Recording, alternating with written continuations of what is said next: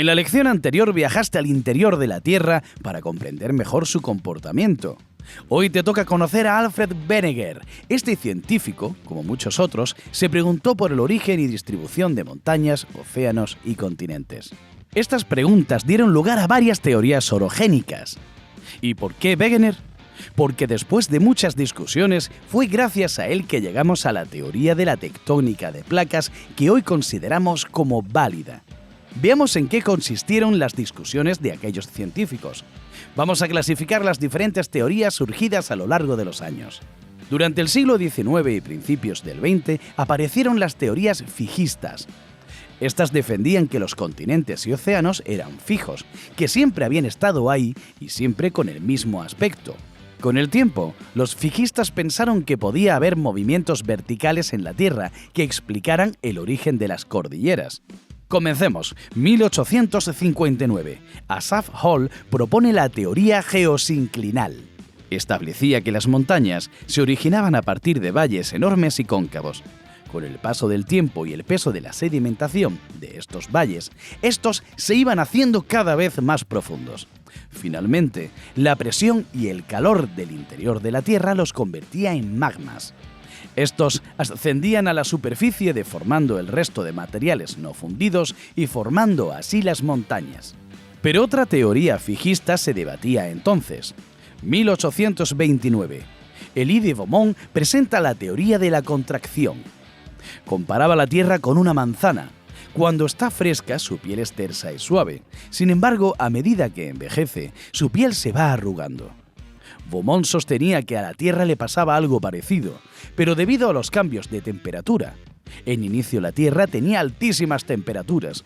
Al enfriarse, varió su volumen, replegando su superficie y formando cordilleras. Llegamos a 1930. Eric Hartmann nos trae la teoría de la ondación. Defendía que las montañas se creaban por el ascenso de magma formado por granito o magma granítico. La aparición de este magma generaba geotumores, es decir, abombamientos en la Tierra. En sus bordes es donde ocurrían los deslizamientos o las fallas que dan lugar a las montañas. Con la llegada del siglo XX, los fijistas deben retirarse. Llegaron las teorías movilistas.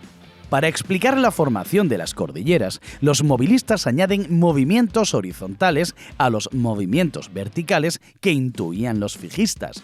Comencemos. Principios del siglo XX. Volvemos a encontrarnos con Alfred Wegener. Él presentó lo que en aquella época generó mucha controversia, la hipótesis de la deriva continental. Observando la forma de los continentes, Wegener se dio cuenta de que parecían las piezas de un puzzle. Al encajar los bordes de Sudamérica y África, observó que no solo encajaban, sino que los dibujos de las cordilleras, restos fósiles y otros rastros similares también coincidían. Por tanto, la hipótesis de la deriva continental establecía que los continentes habían estado unidos en un supercontinente llamado Pangea. Pangea se deslizó sobre el fondo oceánico y se fragmentó en placas como un puzzle. Los bordes de estas placas chocaron en sus desplazamientos y se plegaron, formando así las cordilleras.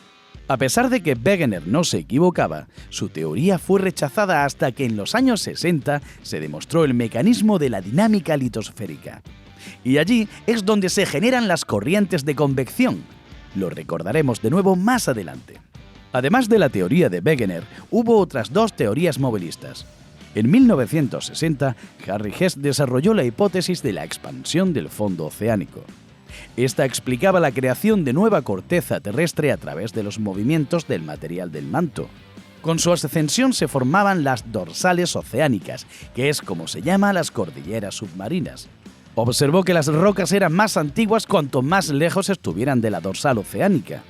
Además, las rocas a ambos lados y a la misma distancia de la dorsal eran similares y de la misma antigüedad. Así se dedujo que la corteza oceánica se crea en estas dorsales. 5 años después, en 1965, Tatsu Wilson, junto con otros científicos, combinó las dos teorías anteriores. Es así como surgió la tectónica de placas. Sostiene que la litosfera está dividida en placas que se mueven continuamente debido a las corrientes de convección del manto. Recuerda, Los materiales en el núcleo terrestre se funden, se hacen menos densos y ascienden desde el manto hacia la superficie. Así es como empujan las placas que se encuentran por encima. A la vez, en las zonas donde el magma ya se ha enfriado, los materiales más densos se hunden en el manto, así arrastran tras de sí parte de la placa tectónica correspondiente. Estos lugares son las zonas de subducción. Se encuentran entre las placas tectónicas, habitualmente entre océanos y continentes. Estas placas chocan y se deslizan una bajo la otra. Una se hunde hacia el interior de la Tierra y eleva a la otra, formando así las montañas. En la cordillera de los Andes encontraremos un ejemplo. Está formada por la placa de Nazca con la placa sudamericana. Ahora sabes por qué la Tierra siempre fue movidita. Ha ido evolucionando desde la primitiva Pangea hasta la distribución del mundo actual. Este ha sido un tema muy controvertido en la comunidad científica y por eso han surgido numerosas teorías, como las fijistas o las movilistas, hasta llegar a la tectónica de placas que aceptamos hoy día. Seguro que ahora no te costará nada hacer el test al final de la videolección. ¡Hasta pronto!